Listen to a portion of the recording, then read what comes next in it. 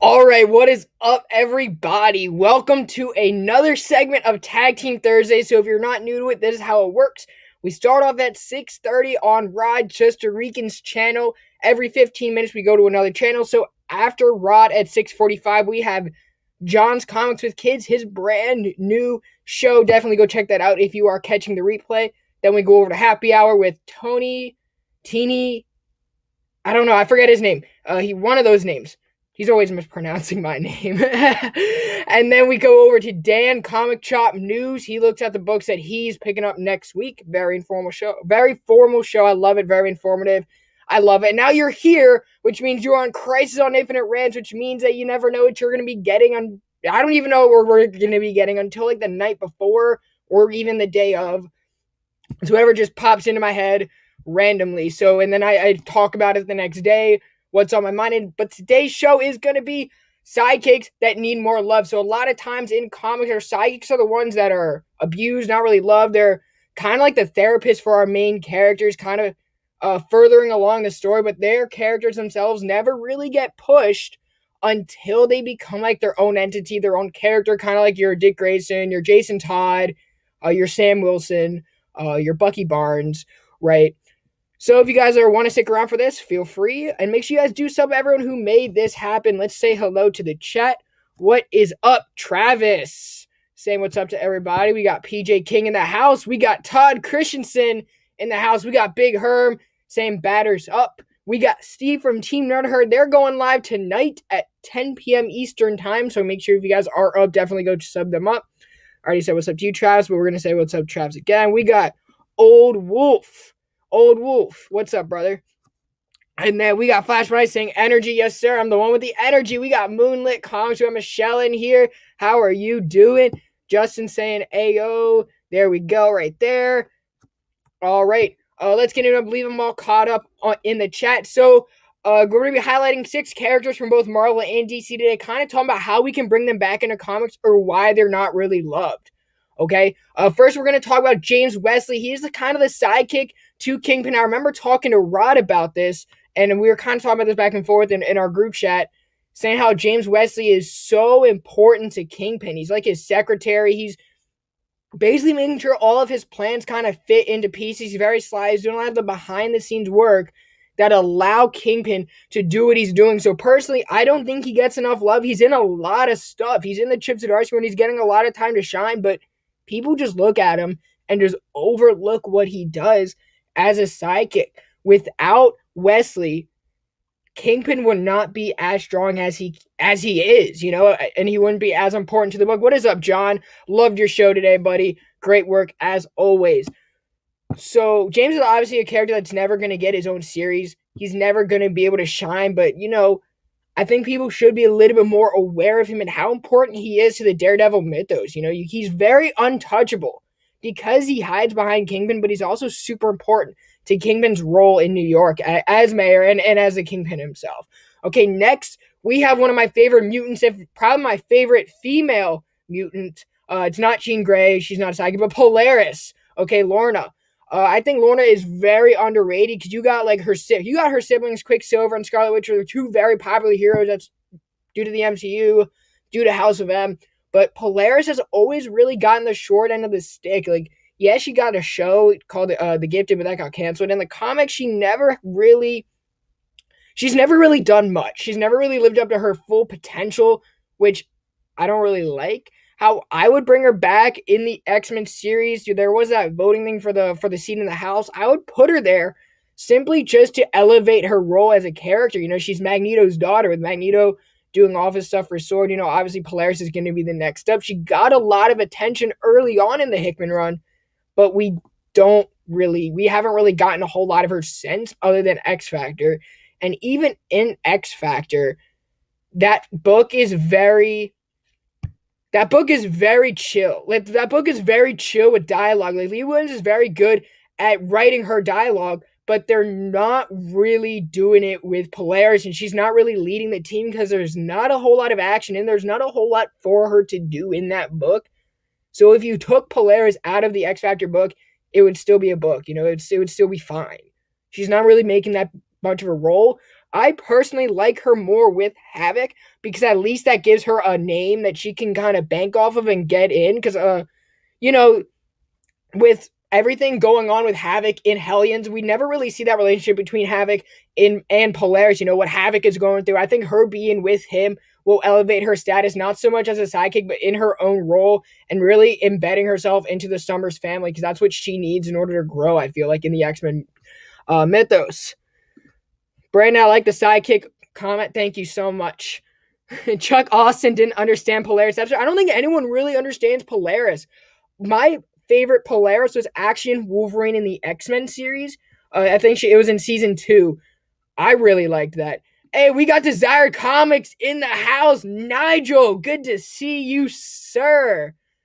Good to see you, sir. All right, and then after Polaris, I want to keep talking about the mutants a little bit. X-23, she's in the vault right now in comics. Other than the Tom Taylor treatment and what she got in Nyx, I believe.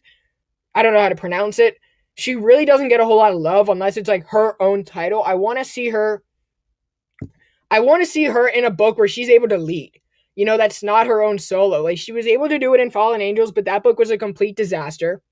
That book was 100% a disaster. Don't read it. And I love Brian Hill. I love the X-Men, but that book was a complete disaster, right? That X-Men 19-ish. You know what? I was just reading it during Dan's show. I was reading a little bit during Dan's show, but I'm definitely going to be finishing that up. Now, she's right now in the vault, okay, which means that she's leading a team. So this can kind of differentiate or differ my opinion of what I'm saying now, but I don't think she's really gotten the growth just because she's hiding behind Wolverine. Whenever people see someone like adamantium claws, they automatically think Wolverine. Can't blame them. But that hinders her role. So I think her being in the vault is perfect for her, even though she's away from society. Once she comes out of the vault, I'm very curious to see what Hickman does with her to further her character. All right, now, next character I want to talk about is Danny Ketch. Okay, he is one of the Ghost Riders, and he's a sibling to Johnny Blaze, but he's still kind of living in the shadows. This character was created by Howard Mackie, and Howard Mackie actually created the character around himself, if you guys do not know that.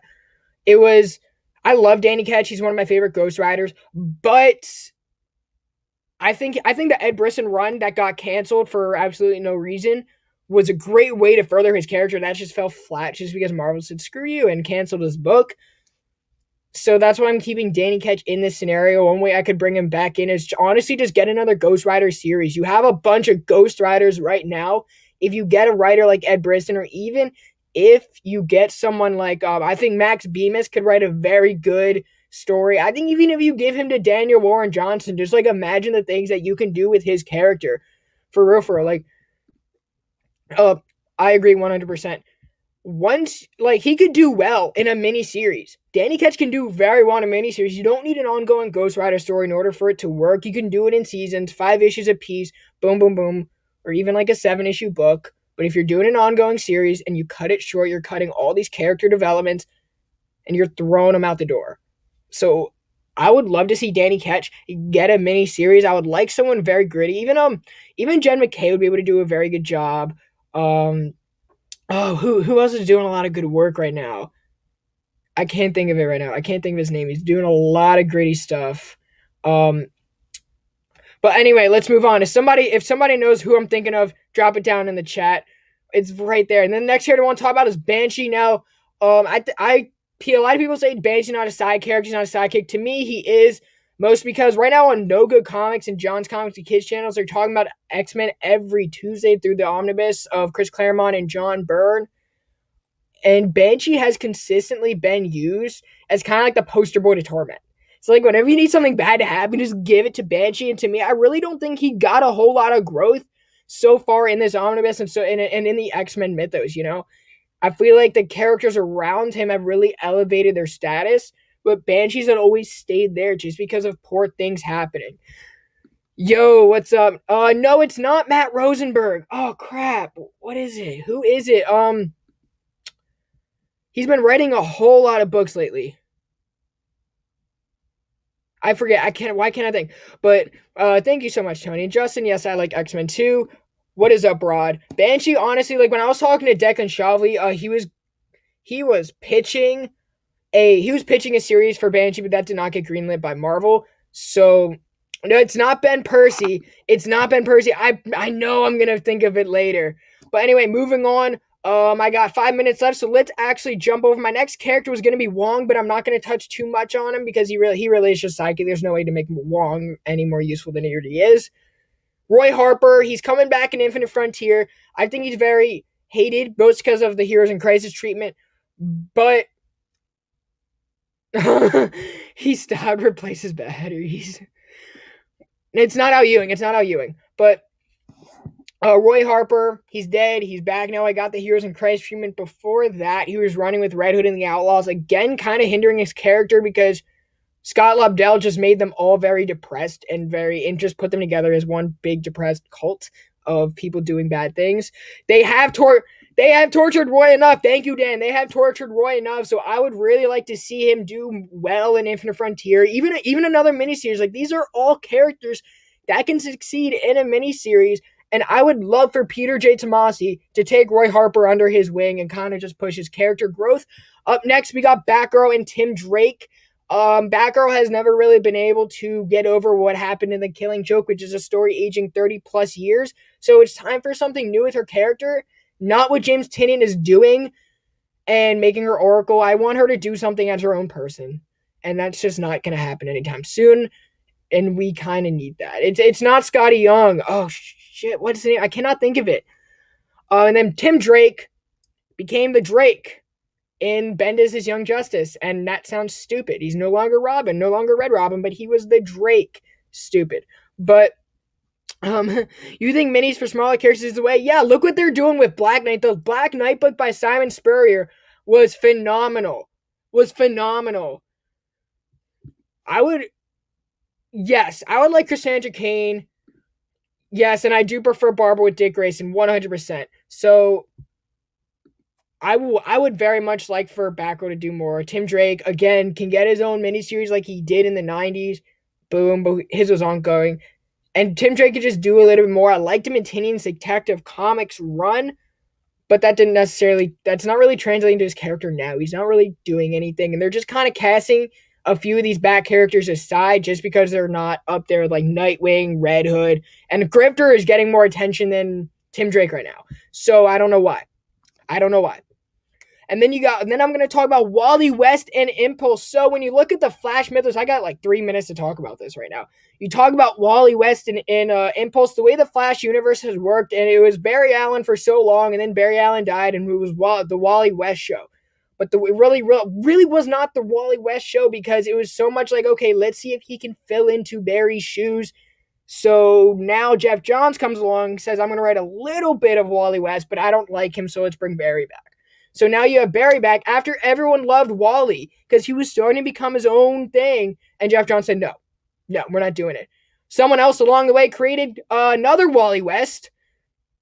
Yes, Wallace West. No. So now you have 3 speed characters, and then you have Bart. Okay, so now what DC's doing is we have way too many speedsters because Jay Garrick has also gained a lot of popularity lately. So we have too many speedsters, and we're just going to cast aside Wally because Dan DiDio literally has come out and said he didn't like him, so he tortured him for years. Him and Jeff Johns both do not like Wally West, so they tortured him for years. After reading the recent Flash book, I talked about in John's chat, I'm not happy with that. I'm not happy. Catch weekly wrap up for my rant about it. And then Impulse, he's from the future, but in Young Justice, because Bendis had such a huge character cast, and it was mostly him pushing the Wonder Comics characters like the Wonder Twins, Naomi, Dial H for Hero. Who else was in that book that I don't care about?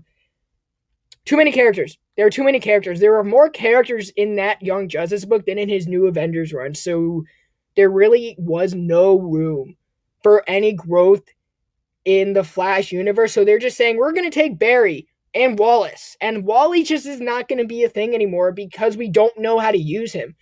When writers don't understand how to use characters, they just cast them aside. But they're waiting for somebody else. You get tired of just watching me. That's funny. But but they just cast these characters out and wait for somebody else to make them their own character instead of doing it themselves, which kind of which doesn't sit right with me. What I would do with all these characters I listed, just put them in their own miniseries and just see what happens. If it's trash, you don't have to worry about it anymore. They can go back to being a side character.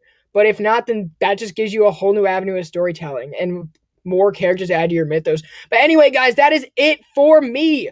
It is time to head over to Justin No Good Comics as the closer. Let's bring out his theme song. I'll see you guys over at his show. Thank you guys so much for having me. Sub everybody up for making Tag Team Thursday happen. Thank you guys so much.